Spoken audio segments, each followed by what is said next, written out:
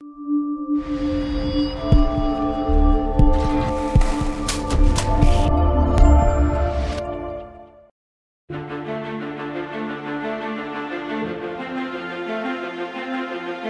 today we're here at Bank Station. We're lifting a 4.5 ton transformer down level -1 using a LTM 1060, a 60 ton crane and a winch to winch the transformer down from the stairs.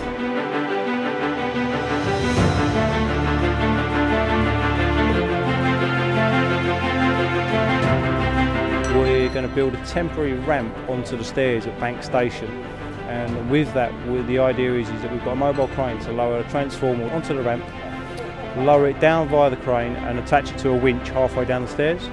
Once it's attached to the winch will take the strain, crane gets released from the transformer, winch lowers the transformer into the station, and then once it's at the bottom of the station we have our own power attack and hand tools that we can transfer from the winch onto the power attack and take the transformer into the room.